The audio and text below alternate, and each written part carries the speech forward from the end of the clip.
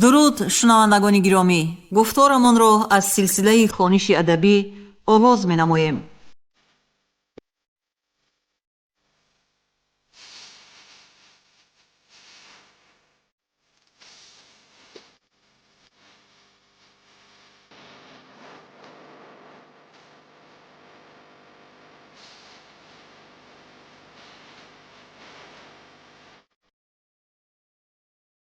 با توجه شما بازگوی کتابی اساسگزار صلح و وحدت ملی پیشوای ملت پرزیدنت جمهوری تاجیکستان محترم امام علی رحمان، چهره‌های ماندگار، راوی علیزاده عبدالرشید خوجامکل.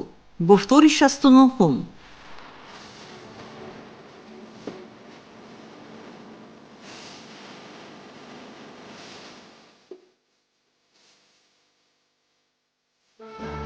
مردم شریف تاجیکستان حقوق کامل معنوی دارند که با فرزندان فرزانه ملت سهم بی‌نظیر آنها در رشد تمدن عمومی بشری افتخار نمایند، آثار گرانبهای آنها را آموزند و حکمت جاودانه ابرمردان ملی خود را قطب‌نمای روزگار خیش قرار دهند. پرزیدنت جمهوری تاجیکستان محترم امام علی رحمان. شمس‌الدین شاهین، صیقلگری آینه دلها.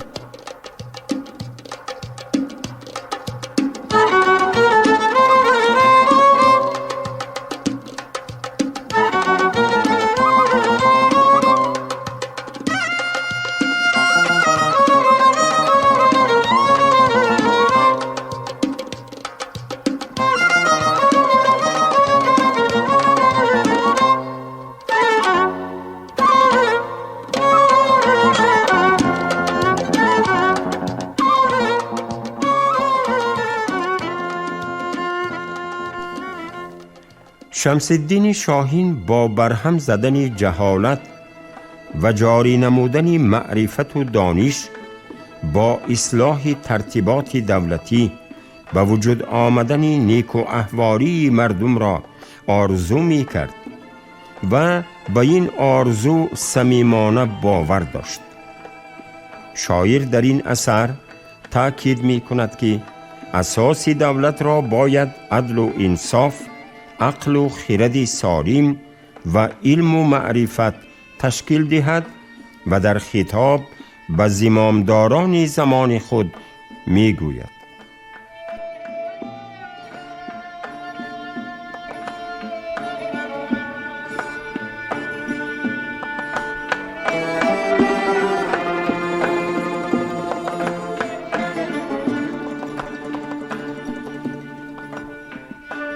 جهان بینی و حکمرانی و داد، سزاوار آن گردی فرزانه باد. که جا بر سری مرد دانا کند، به کامی که خواهد توانا کند. دهد گنج و آموزد اسرار علم، کند حاصل ملک در کار علم. چو آموخت انواع حکمت تمام، دهد ملک خود را به حکمت نظام.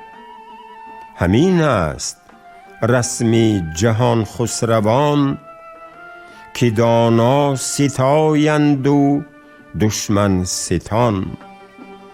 خلاف امیران این مرز و بوم، هما را ندانند فرق زبوم. دریغا که این ابلهان بی حسند، توانگر به زر در هنر مفلسند.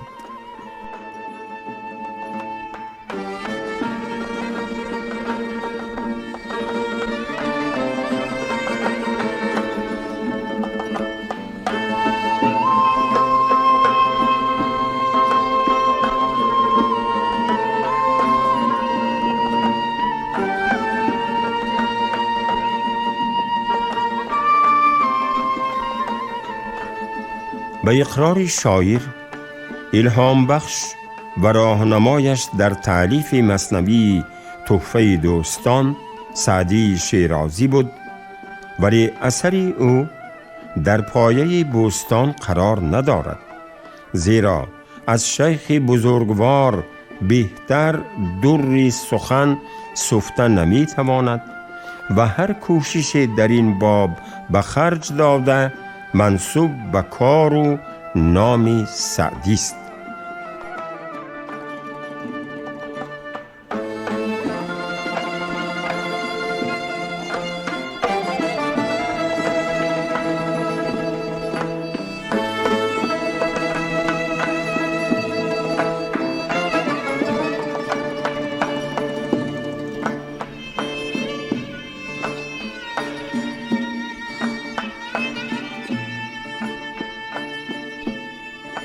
مرا سری سعدی بود در ضمیر، تو خواهین فنا یا تناسخ بگیر. ز من هرچی آمد چی پخته چی خام، ز آثاری سعدی بود و سلام.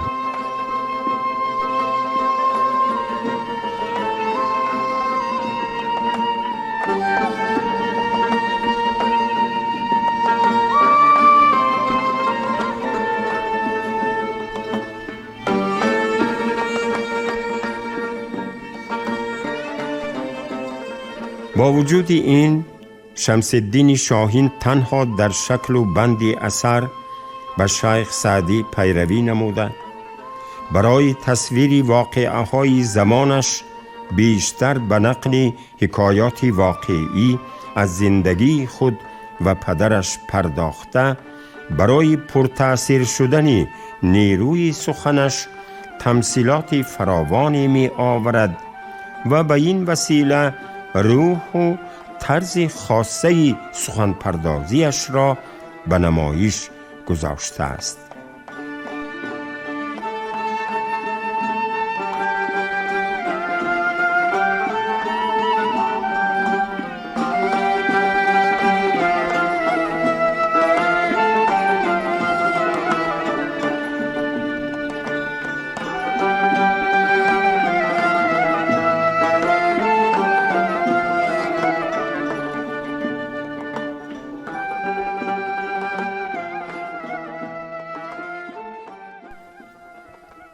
اثر دیگری که در ایجادیات شمس الدین شاهین با مندرجه اجتماعی و سیاسی خود امتیاز دارد، رساله بدایع و صنایع است که محصول سالهای آخر عمر مؤلف 1891-1894 می باشد.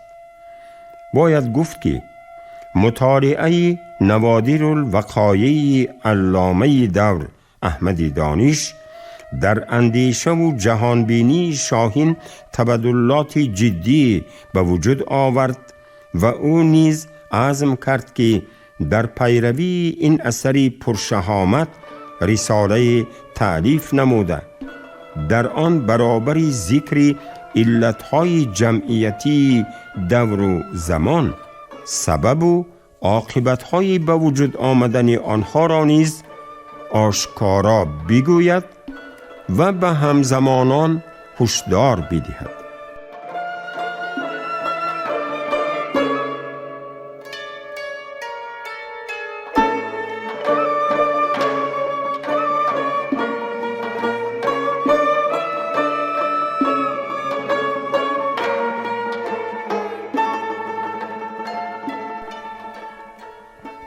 رساله بدایع و صنایع جنبه فلسفی و اجتماعی داشته، مسئله های مهم سیاسی، اجتماعی، اخلاقی را فرا می گیرد و مؤلف در آن از رمز و استعاره، کنایه و تشبیه های پوشیده، عباره های ریخته و پرمعنی، ضرب المثل و مقال ها فراوان استفاده نموده است.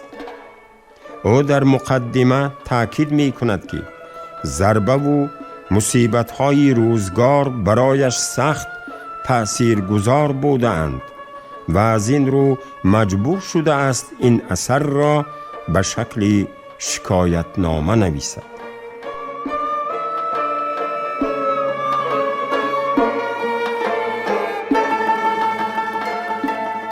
اما این شکایتنامه نه از گریه و ناله بلکه از خنده و مزاح آغاز شده کس را به گریه می رساند. یعنی معنی ظاهری آنها هرچند خنده آور باشد هم در اصل مسئله های جدی و واقعه هایی که در این رساله برشته تصویر کشیده شده اند فاجعه زندگی و محیط اجتماعی آن دور و زمان است که موجب گریه های تلخی خواننده خواهد گشت.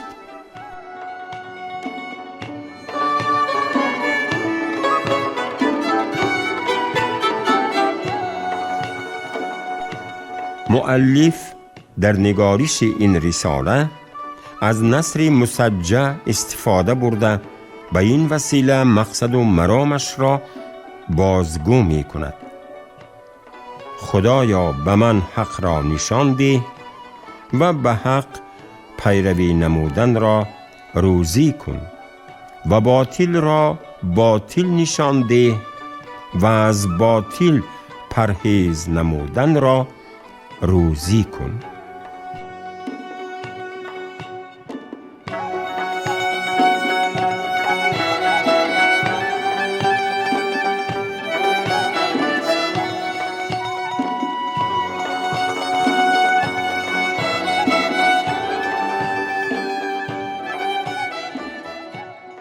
بیشتری جمله و عباره های بدایع و صنایع معنای ظاهری و باطنی دارند و هدف اصلی مؤلف در معنی باطنی آنها نهفته است. شاهین به خوانندگان تلقین می کند که شخص نباید به ظاهری واقعه و حادثه ها فریفته شود، بلکه باید پرده از بالای این نظر فریبی های جامعه برداشته به ماهیت آنها با چشم خیرت بنگرد. ولی همزمان از آن نگران است که در زمان او نادان عقل ندارد، دانا یارای نقل.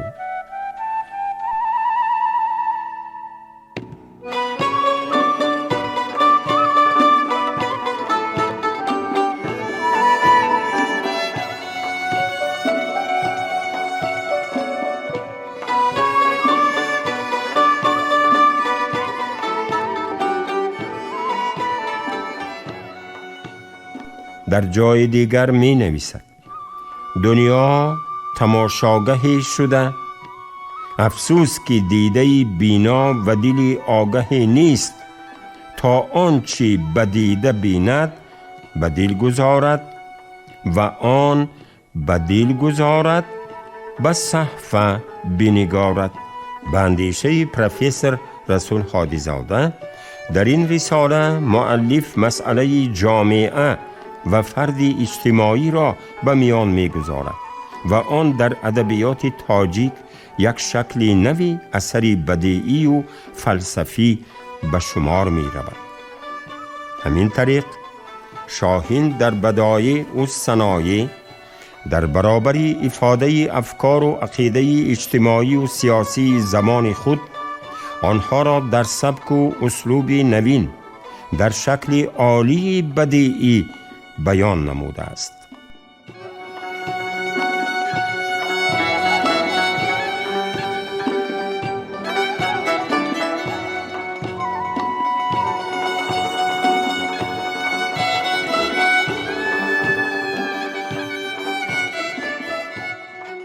تنها دوره صاحب استقلالی کشور به ما امکان فراهم آورد که به گذشته پر افتخار خیش با نگاهی نو با در نظر داشتی منفعت‌های عمومی دولتی امان نگریسته روزگاری شخصیت‌های بزرگ سیاسی و ادبی ملت را همه جانبه مورد آموزش و بررسی قرار داده ارجگذاری کنیم آثار بازمانده اهل قلم را به صورت کامل به یگان تحریف و تحریر، تهیه و تحقیق و منتشر نماییم.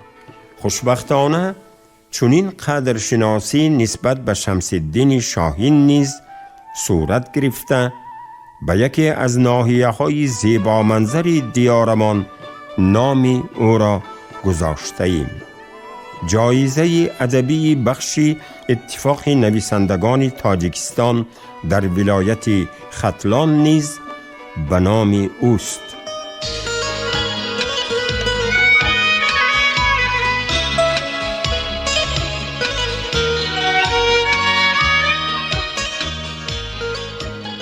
شمس‌الدین شاهین از ستاره‌های درخشان ادبیات فارس و تاجیک آخر عصر 19 می باشد که نام او با واسطه نام پدرش مولا امان که از دانشمندان و مدرسان مشهور بخارا بوده است با نام کلابی علاقمند است. استاد صدرالدین عینی در نمونه ادبیات تاجیک چنین فرمودند: پدر شاهین مولا امان نام کلابی است. از وطن اصلیش به نیت تحصیل علم به بخارا آمده در اینجا توطن و ازدواج کرده. شاهین در بخارا تولد یافته و کسب و کمال نموده است. آثار این ادیب رنگین خیال در این دوره به صورت کامل و منتخب بارها نشر گردیده. در برنامه‌های تعلیمی و کتاب‌های درسی مؤسسه‌های تحصیلات میانه عمومی و بخش‌های فیلولوژی مکتب‌های عالی کشور جای داده شده است.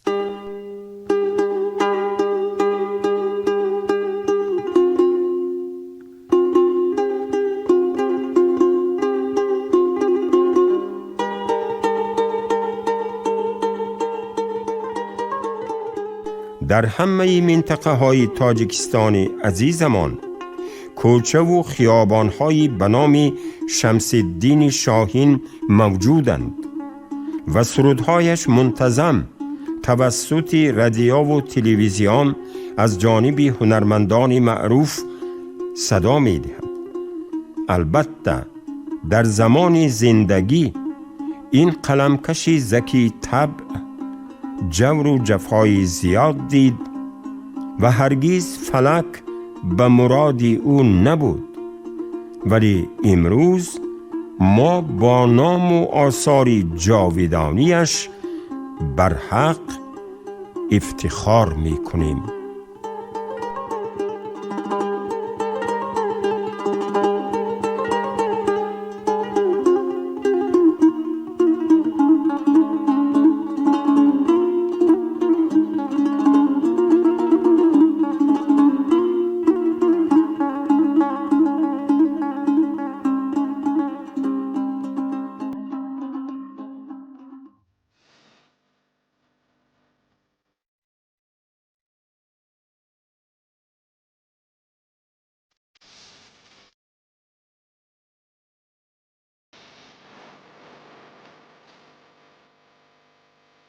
شما گفتار 69 و آخرین را از روی کتاب اساسگذار صلح و وحدت ملی پیشوای ملت پرزیدنت جمهوری تاجیکستان محترم امام علی رحمان چهره‌های ماندگار در قرائت راوی علیزاده عبدالرشید خوجم خل شنیدید. کارگردان شیرعلی نغزلی، منظم آواز کریم طالبوف.